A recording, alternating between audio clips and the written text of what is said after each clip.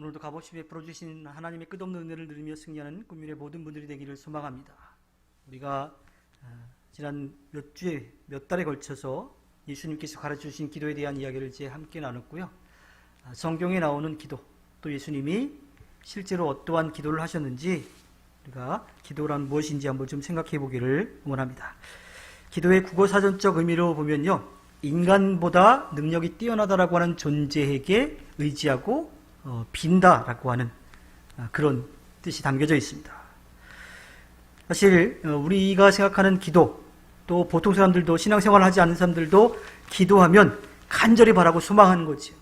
좀 그런 일이 이루어졌으면 하는 그런 마음으로 기도를 하는 겁니다.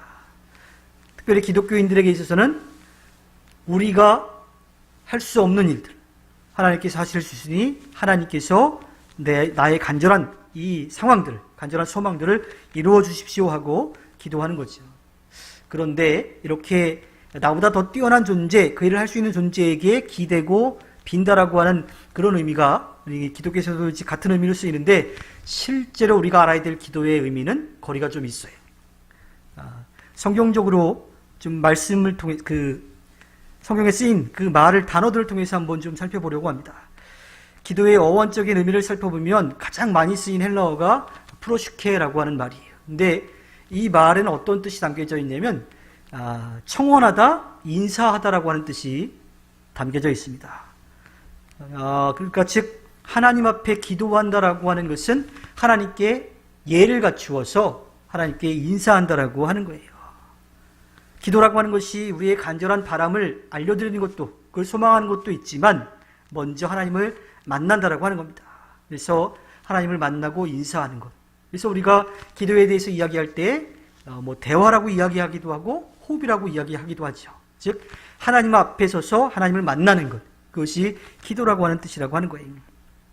또 많이 쓰이는 말이 데오마이라고 하는 단어인데, 이것은 원하다, 바라다, 또 구하다라고 하는 뜻을 가지고 있습니다. 데시스라고 하는 말도 비슷해요. 간구하다, 애원하다. 또 어떤 뜻이냐면 부족하다, 필요하다라고 하는 뜻이 담겨져 있어요. 즉 하나님 앞에 기도하는 것은 우리가 바라고 소망하는 것을 하나님께 말씀드리는 것, 그것도 포함되어 있다라고 하는 겁니다. 특별히 성경에 나오는 이야기들을 보면요, 억울한 일을 만난 과부처럼 계속해서 가서 간구하는 거죠. 내가 지금 이러한 상황이니까 내 원한을 풀어달라고 기도하는 거예요. 또 먹을 것이 없는 사람, 가난한 사람, 내 필요를 채워달라고 기도하는 거지요. 그렇게 간절한 마음, 내 필요를 채워달라고 그렇게 기도할 수도 있다라고 하는 것도 기도라고 하는 거예요. 또 많이 쓰이는 말이 아고니 조마이라고 하는 말이 있는데요, 이것은 상을 위해서 싸우다, 대적하다, 애쓰다, 힘을 쓰다라고 하는 이러한 뜻이 담겨져 있습니다. 여기에서 기도로 봤을 때 영적 싸움이라고 하는 거예요. 영적 싸움을 하기 위해서는 하나님께 모든 것을 맡기고 애써서 힘을 써야지 된다라고 하는 뜻이 담겨져 있는 거죠. 그래서 성경에 나오는 기도하다라고 하는 그 말들의 뜻을 좀 이렇게 묶어서 생각해 보면, 기도는 하나님을 경건되이 섬기는 것, 하나님 앞에 예를 갖춰서 서는 것이고요, 또 문제를 가지고 간절한 마음을 가지고 기도하는 거예요. 그리고 영적 싸움을 하기 위해서 준비하는 거죠.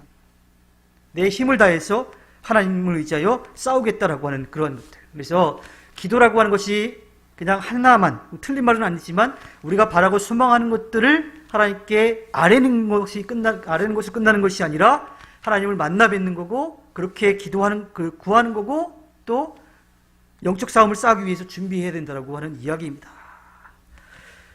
골로새서 3장 3절에 보면요, 여러분은 이미 죽었고 여러분의 생명은 그리스도와 함께 하나님 안에 감추어져 있습니다 하고 말씀하고 있고요. 또 에베소서 2장 1절에 보면 여러분도 전에는 허물과 죄로 죽었던 사람들입니다 라고 이렇게 되어 있어요. 자, 두 가지 말씀에 공통적으로 나오는 게 뭐가 있어요? 죽었다라고 하는 거예요. 이 죽었다라고 하는 것은 생명이 없는 거예요. 다시 뭔가 생겨날 수 있는 소망이 아무것도 없어요. 죽은 나무에서 싹이 날 수가 없잖아요. 그러니까 아무것도 아닌 그 상태라고 하는 거죠. 이것은 무엇을 뜻하냐면 하나님의 은혜가 아니면 우리는 아무것도 아니다라고 하는 겸손한 고백이 담겨져 있습니다. 그리고 그렇게 우리가 하나님의 은혜로 우리가 아무것도 아니다라고 하는 것을 인정했을 때 하나님의 은혜로 우리는 다시 살아나게 돼요. 살아났을 때에 우리의 하나님을 만나 뵙고 우리의 필요를 위해 구하고 또 하나님께서 맡겨주신 일을 하기 위해서 영적인 싸움을 하는 거지요.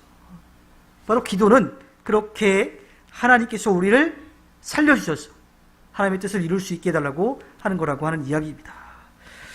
예수님께서는 광야에서 시험을 받으실 때 마태복음 4장 4절에서 말씀하십니다. 예수께서 대답하셨다. 성경에 기록하기를 사람이 빵으로만 살 것이 아니라 하나님의 입에서 나오는 모든 말씀으로 살 것이다 하였다. 자, 죽은 사람들에게 있어서 먹을 것이 필요가 없어요. 먹어도 소용이 없어요. 아무리 좋은 걸 갖다 줘도 아무 소용이 없어요. 그런데 하나님의 은혜로 살아나게 되면 우리에게 필요한 것들이 있죠. 근데 필요한 게 세상적인 음식이 아니라고 하는 이야기예요. 하나님의 말씀이 우리에게 생명의 양식이 되는 거지요. 물론 이 땅에서는 우리가 지금 먹는 그 영양분이 필요합니다. 마시는 게 필요해요. 또 살아가기 위해서 필요한 여러 가지 물질적인 부분들, 주변 환경들, 사회적인 그런 위치들이 다 필요합니다. 그런데 정작 우리가 구해야 할 것은, 정작 우리가 하나님의 은혜로 다시 살아났을 때에 우리를 살리고 우리에게 필요한 것은 하나님의 말씀이라고 하는 이야기입니다. 이 땅에서의 삶이 끝이 아니라 영원한 하늘나라의 삶이 우리들에게 보장되어 있기 때문이지요. 즉 하나님 앞에 기도할 때에 이 땅에서 필요한 것도 구하지만 하늘나라에서 그 하늘나라를 소망하는 것, 또 그것에 함께 갈 수 있도록 하나님 앞에 기도하는 것, 그 영의 양식을 달라고 구하는 그런 기도가 우리들에게 필요하다라고 하는 겁니다. 오늘 말씀을 보면요, 예수님이 어떻게 기도하셨는지를 우리가 알 수가 있어요. 39절에 보면 늘 하시던 대로 올리브산에 가셨다라고 이야기합니다. 이 누가복음에서는 이제 올리브산이라고 이야기를 하는데요, 마태와 마가는 그것을 겟세마나의 동산이라고 이야기를 합니다. 겟세마네. 겟세마나는 히브리어로 이 포도 기름을 짜는 기계라고 하는 뜻이에요. 그러니까 뭐가 짓이겨져서 그곳에서 즙이 나오는 거죠. 마치 예수님이 엎드려서 자기의 진액을 다 빼놓고 간절한 마음을 가지고 기도한 그런 의미와 상통한다고 볼 수가 있습니다. 그 올리브산에 들어가신 예수님은 제자들에게 시험에 빠지지 않도록 기도하라고 말씀을 하세요. 그리고 그들과 헤어지셔서 돌을 던져서 닿을 만한 거리 정도, 그래도 눈에 좀 보이는 곳이겠죠. 그곳까지 가서 무릎을 꿇고 거기에서 기도를 하십니다. 근데 오늘 말씀에 보면 이 43절과 44절에 보면 가로가 되어 있어요. 하나님 앞에 기도할 때에 예수님이 지쳤어요. 어떻게 지쳤냐면 자기에게서 할 수 있다라면 그 쓴잔을 마시지 않게끔 해달라고 기도하는 거죠. 전 정말 예수님의 인간적인 모습, 부족한 모습이라고 보진 않습니다. 우리와 똑같이 되셔서 우리의 죄를 대신하여 십자가에 못 박혀 돌아가신 그 모습을 생각해 보게 됩니다. 예수님에게 있어서 죽음이라고 하는 것은 공포의 대상이에요.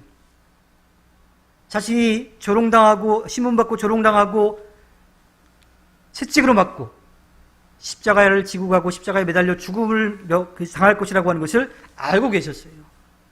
그 고통이 얼마나 아플지도 아시는 거예요.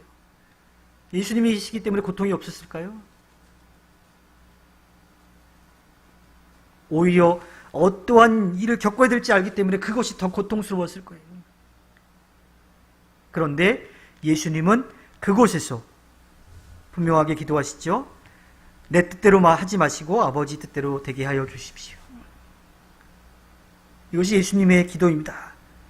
그런데 또 예수님은 기도에 대해서 몇 가지를 더 알려주시는데, 그것은 제자들에게 여기에 머물러서 나와 함께 깨어서 기도해달라고 이야기를 합니다. 기도는 혼자 하는 게 아니에요. 함께 하는 겁니다. 함께 힘을 모아서 기도할 때에 그 능력은 더 크게 나타나게 되는 거죠. 그래서 우리가 중보기도의 중요성을 이야기하는데, 같은 목적을 가지고 함께 마음을 모아서 기도할 때에 하나님께서는 그 기도에 아름답게 응답해 주시는 거예요. 간절한 마음을 가지고 기도하러 가셨을 때 제자들에게 부탁하신 것이 함께 깨어서 기도해달라고 하는 이야기입니다. 기도는 혼자 하는 게 아니라 같이 마음을 모아서 함께 해야 된다고 하는 거죠. 그런데 실제로 기도하러 가서 예수님도 그 안에서 고민하시고 고뇌하시고 그곳에서 간절한 마음을 가지고 기도하신 거죠. 42절에 예수님의 마음이 고스란히 담겨져 있습니다. 아버지, 만일 아버지의 뜻이면 내게서 이 잔을 거두어 주십시오. 그러나 내 뜻대로 되게 하지 마시고 아버지의 뜻대로 되게 하여 주십시오. 내 뜻대로 되게 하지 마시고 아버지의 뜻대로 되게 하여 주십시오. 이것이 우리가 앞에서 함께 이야기 나눴던 것, 하나님께 예를 갖추고 우리의 필요한 것 위해서 기도하고 영적인 싸움을 싸우기 위한 준비를 하는 그러한 기도예요. 내 것만 채우는 것이 아니라 하나님의 뜻을 이루기 위한 기도가 되어야 된다고 하는 거예요. 근데 예수님은 거기에서 그치지 않습니다. 기도에 대해서 예수님은 실제로 본을 계속 보여주셨어요. 39절에 늘 하시던 대로 늘 기도하신 거죠.